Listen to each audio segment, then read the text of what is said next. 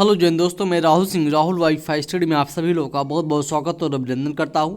Friends, आज 22 मई 2021 से और 22 मई 2021 से प्रतियोगी छात्रों के लिए जो भी महत्वपूर्ण खबरें हैं वो लेकर के मैं आपके समझ आ चुका हूं। बात करूंगा उत्तर प्रदेश विश्वविद्यालय में शिक्षक भर्ती को लेकर के एक बड़ा बदलाव कर दिया गया है। और बात करेंगे उत्तर प्रदेश लोक सेवा आयोग नई कैलेंडर को लेकर के बड़ी खबर, कई सालों से भर्ती का इंतजार और टीजीटी पीजीटी रिकॉर्ड आवेदन, प्रदेश में मृतक आश्रित अब शिक्षक के बन सकेंगे लिपिक। तब इन सब चीज़ों के बारे में अंत तक इस वीडियो में बने रहेगा, बात की जाएगी। और चैनल पर नए चैनल को जो सब्सक्राइब कर लें, साथ में बेल आइकॉन की घंटी प्रेस कर लें, ताकि उत्तर प्रदेश से जुड़ी हुई प्रत्येक महत्वपूर्ण खबर जो एक प्रतियोगी छात्र के लिए जरूरी हो, सबसे पहले आपके मोबाइल हैंडसेट पर राहुल वाईफाई चैनल के माध्यम से पहुँचाई जा सके। तो चलिए बात करते हैं। पहले हम उत्तर प्रदेश विश्वविद्यालय में शिक्षक भर्ती को लेकर जो महत्वपूर्ण बदलाव किए गए हैं, यहाँ से चीज़ें आप लोग देख सकते हैं। फ्रेंड, विश्वविद्यालयों में शिक्षक भर्ती के लिए अब होगी लिखित परीक्षा। बड़ा बदलाव, अभ्यर्थी को कक्षा पढ़ाने का प्रस्तुतिकरण भी देना होगा पीपीटी मोड पर, है ना। प्रदेश के विश्वविद्यालयों में अब शिक्षक पद पर भर्ती के लिए लिखित परीक्षा होगी और अभ्यर्थी को कक्षा पढ़ाने का प्रस्तुतिकरण भी देना होगा। लिखित परीक्षा में एमसीक्यू बेस क्वेश्चन पूछे जाएंगे। राज्यपाल व कुलाधिपति आनंदीबेन पटेल के निर्देश पर विश्वविद्यालयों में शिक्षकों की भर्ती प्रक्रिया में बड़ा बदलाव किया गया है। अब साक्षात्कार व शैक्षिक योग्यता आदि के भी अंक निर्धारित कर दिए गए हैं। वहीं लिखित परीक्षा सिर्फ असिस्टेंट प्रोफेसर के पद पर भर्ती के लिए होगी। एसोसिएट प्रोफेसर व प्रोफेसर के पद के लिए लिखित परीक्षा नहीं कराई जाएगी। भर्ती परीक्षा कुल 100 अंकों की होगी और साक्षात्कार की वीडियोग्राफी भी कराई जाएगी और कुलपति इसका वीडियो 3 महीने तक सुरक्षित भी रखना होगा। अभी तक असिस्टेंट प्रोफेसर, एसोसिएट प्रोफेसर और प्रोफेसर पद पर शैक्षिक योग्यता व इंटरव्यू के माध्यम से कुलपति व एक्सपर्ट कमेटी भर्ती करती थी और शिक्षक पद भर्ती के लिए ना तो कोई लिखित परीक्षा होती थी, ना ही शैक्षिक योग्यता व साक्षात्कार के अंक निर्धारित होते थे। ऐसे में कई बार भर्ती प्रक्रिया पर सवाल भी खड़े किए जाते थे। कुलाधिपति आनंदीबेन पटेल ने विश्वविद्यालय में शिक्षकों की भर्ती प्रक्रिया में बदलाव के लिए कुलपतियों के साथ बीती 5 अक्टूबर 2020 को भी बैठक की थी। इसके बाद अब भर्ती प्रक्रिया में बड़ा बदलाव किया गया है। बेसिक एकेडमिक स्कोर व एपीआई यानी एकेडमिक परफॉर्मेंस इंडिकेटर्स के अंकों की मेरिट प्रदर्शित की जाएगी और यह मेरिट लिस्ट परीक्षा नियंत्रक तैयार करेगा। अभ्यर्थी ईमेल के माध्यम से 7 दिनों के अंदर इस पर आपत्ति भी कर सकेंगे। आपत्तियों का निस्तारण कमेटी करेगी और अगर आपत्ति सही है तो संशोधित मेरिट सूची जारी की जाएगी। वहीं लिखित परीक्षा की बात कर लें तो लिखित परीक्षा का परिणाम उसी दिन घोषित होगा और प्रश्नों पर आपत्ति के लिए 3 दिन का समय दिया जाएगा। एक पद के लिए 10 गुना अभ्यर्थी आमंत्रित किए जाएंगे और आगे के चरण के लिए 5 गुना अभ्यर्थी बुलाए जाएंगे। 20 विद्यार्थियों को पीपीटी के माध्यम से पढ़ाकर दिखाना होगा। विश्वविद्यालय में शिक्षक पद पर भर्ती के लिए अभ्यर्थियों को 15 से 20 विद्यार्थियों को पावर पॉइंट प्रेजेंटेशन यानी पीपीटी की मदद से पढ़ाकर दिखाना होगा और इस दौरान एक्सपर्ट कमेटी यह देखेगी कि अभ्यर्थी को विषय के बारे में कितना ज्ञान है। देख सकते हैं आप लोग असिस्टेंट प्रोफेसर के लिए क्या क्या अंक कितने मिलेंगे। यहाँ से लिखित परीक्षा जो होगी वो 20 अंक की होगी। शिक्षण कौशल यानी जो पढ़ाने की हो, प्रस्तुतिकरण की, कंप्यूटर ज्ञान की, वो 20 अंक की वो भी है। स्नातक, स्नातकोत्तर, एमफिल तथा समतुल्य डिग्री के आधार पर बेसिक अकादमिक स्कोर 20 अंक।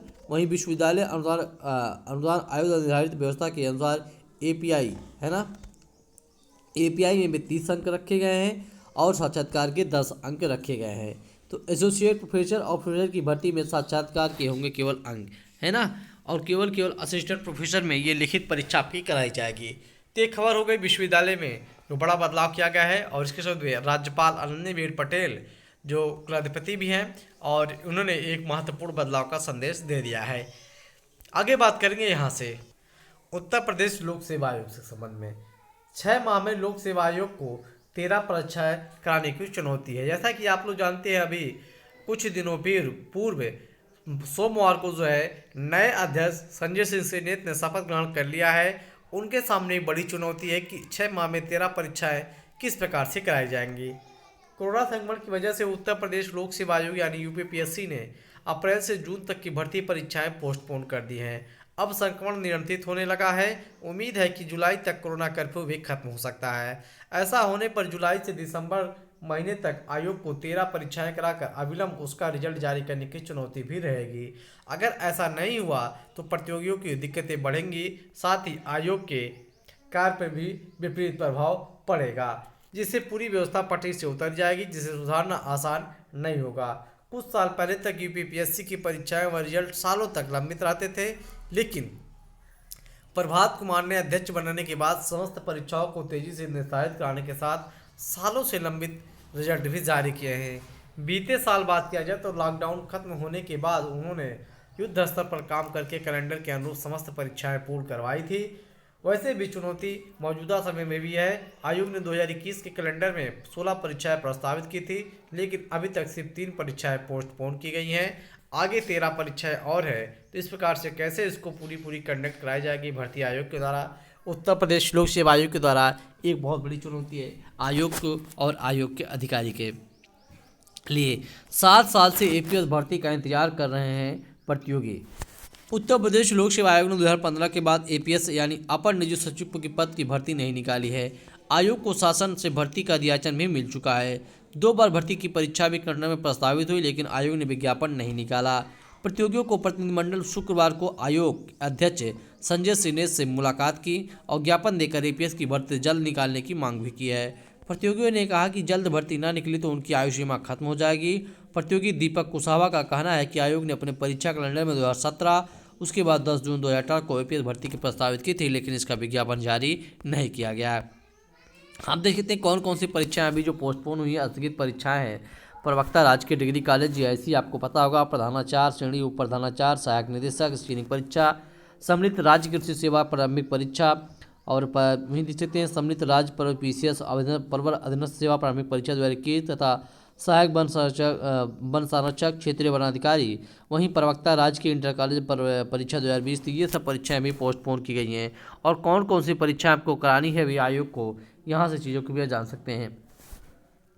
10 जुलाई से संभागीय निरीक्षक प्राविधिक परीक्षा 2020 और 25 जुलाई को यूनानी चिकित्सा अधिकारी परीक्षा 2018, 1 अगस्त को समीक्षाधिकारी सहायक समीक्षाधिकारी विशेष चयन सामान्य चयन प्रारंभिक परीक्षा 2021, 3 अक्टूबर से सम्मिलित राज्य प्रवर अधीनस्थ सेवा मुख्य परीक्षा जो होनी थी निश्चित तौर पर पोस्टपोन होगी। अब 22 अक्टूबर से सहायक वन संरक्षक क्षेत्रीय वनाधिकारी परीक्षा 2021, वहीं 13 नवंबर से सम्मिलित राज्य कृषि सेवा मुख्य परीक्षा होनी थी, ये भी कहीं नहीं पोस्टपोन होना है। 4 दिसंबर प्रवक्ता पुरुष व महिला राजकीय इंटर कॉलेज मुख्य परीक्षा की होनी थी। 18 दिसंबर से समीक्षाधिकारी सहायक समीक्षाधिकारी सामान्य और विशेष चयन मुख्य परीक्षा 2021 होनी थी। तो अब ये परीक्षाएं कराने के लिए आयोग को निश्चित तौर पर युद्ध स्तर पर काम करना पड़ेगा, तभी ये चीज़ें पूरी हो पाएंगी। आगे बात करेंगे यहाँ से टीजीटी पीजीटी भर्ती को लेकर के। टीजीटी पीजीटी भर्ती आवेदन की तिथि आपको पता होगा 20 मई थी, वो पूरा हो चुका है। चयन बोर्ड की टीजीटी प्रवक्ता भर्ती के लिए 14 लाख आवेदन आए हुए हैं। सहायता प्राप्त माध्यमिक विद्यालयों के लिए बोर्ड ने 15 मार्च को जरूर की थी प्रक्रिया, आपको पता होगा। तो 15,198 पदों के लिए 14 लाख फॉर्म आए हैं। प्रदेश की सहायता प्राप्त माध्यमिक विद्यालयों के लिए उत्तर प्रदेश माध्यमिक शिक्षा सेवा चयन बोर्ड की टीजीटी पीजीटी की भर्ती के लिए लगभग 14 लाख आवेदन आए हुए हैं।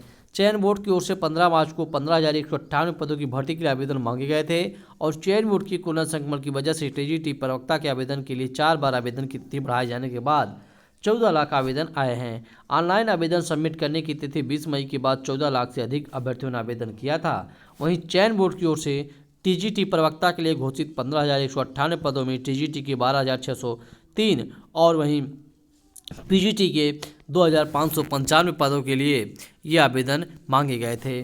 2016 के बाद चयन बोर्ड ने पहली बार यानी 4 वर्ष के लंबे अंतराल के बाद शिक्षक भर्ती के लिए 15,000 से अधिक पदों पर ऑनलाइन आवेदन आमंत्रित किया था। सुप्रीम कोर्ट के आदेश के बाद तथार्थ शिक्षकों को वेटेज देकर शिक्षक भर्ती में आवेदन का मौका भी दिया गया है और 4 वर्ष से भर्ती का इंतजार कर रहे अभ्यर्थियों के लिए कोरोना के दौरान ऑनलाइन आवेदन करना बहुत ही मुश्किल भरा रहा है और बार बार डेट एक्सटेंड की गई है भर्ती आयोग के द्वारा। अभ्यर्थियों की मांग पर चयन बोर्ड देख सकते हैं 4 बार आवेदन की तिथि बढ़ाई है।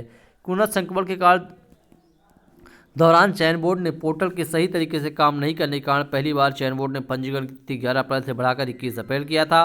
उसके बाद 21 अप्रैल से बढ़ाकर 5 मई और तीसरी बार पंजीकरण तिथि 10 मई तक बढ़ाकर 10 मई तक बढ़ाई गई। सबसे अंत में पंजीकरण तिथि 15 मई तक बढ़ाई गई। प्रतियोगी छात्रों के मोर्चा की विक्की खान ने आवेदन प्रक्रिया पूरी होने के बाद अब चयन बोर्ड से परीक्षा तिथि जल्द घोषित करने की मांग भी की है। ये कुछ इंपॉर्टेंट खबर यहाँ से हो गई है। आगे बात करेंगे यहाँ से, ये इंपॉर्टेंट चीज़ आप देख सकते हैं, मृत शिक्षकों के आश्रित बन सकेंगे अब क्लर्क। सपा शासन में मंत्री रहे अहमद हसन ने 2016 में यह बयान खूब चर्चित हुआ था कि शिक्षक का बेटा यानी पानी नहीं पिलाएगा। इसी उद्देश्य से मृत शिक्षकों के आश्रय को लिपिक बनाने के लिए बेसिक शिक्षा परिषद के प्रस्ताव भेजा, लेकिन अमल नहीं हुआ था। लिहाजा 2018 तक प्रदेश के बेसिक शिक्षा परिषद के स्कूलों में 13,193 मृतक आश्रित चतुर्श्रेणी कर्मचारी हो गए हैं। इनमें ऐसे आश्रितों की संख्या सबसे अधिक है जो इंटर पास है। क्या है? जो इंटर पास हैं। योगी सरकार में योग्यता के अनुसार शिक्षकों के आश्रितों को नियुक्ति देने की प्रक्रिया 20 मई से चल रही है। अब जल्द ही इसके संबंधी शासनादेश भी जारी होने की उम्मीद है और इसका लाभ सबसे पहले कार्यरत चतुर्श्रेणी कर्मचारियों के साथ कोरोना महामारी संक्रमण मृत शिक्षकों के आश्रितों को मिल सकेगा। बेसिक शिक्षा परिषद में 1997 पहले 1997 के पहले किसी भी शिक्षक या शिक्षकेतर कर्मचारी की मृत्यु होने पर उसके आश्रित को इंटर की योग्यता पर अध्यापक पद पर नियुक्ति मिलती थी।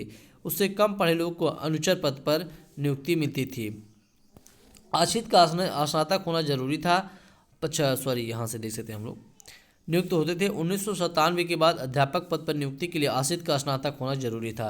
वहीं 26 जुलाई 2011 में प्रदेश में शिक्षा अधिकार अधिनियम लागू हुआ और मृतक आश्रितों के लिए शिक्षक बनने की योग्यता स्नातक के साथ बीटीसी और टीईटी भी कर दी गई है। एनसीटीई ने बीएड अभ्यर्थियों को प्राइमरी भर्ती के लिए आहर माना है। तब परिषद सचिव ने 10 अक्टूबर 2019 को बीएड किए हुए प्राथमिक पीटीटी पास मृतक आश्रितों को शिक्षक पद पर नियुक्ति देने का आदेश भी दिया है। इसके सिवा आश्रित के पास कोई भी योग्यता हो, है ना। तो ये कुछ इंपॉर्टेंट खबर है। आगे बात कर लेंगे यहाँ से। प्रदेश सरकार ने इलाहाबाद हाई कोर्ट से जवाब तलब किए जाने के बाद निगमों, आयोगों व बोर्डों में रिक्त पदों का ब्यौरा तलब किया है। आप देख सकते हैं बोर्ड और आयोगों में चेयरमैन और उपाध्यक्ष के रिक्त पदों पर ब्यौरा तलब किया गया है।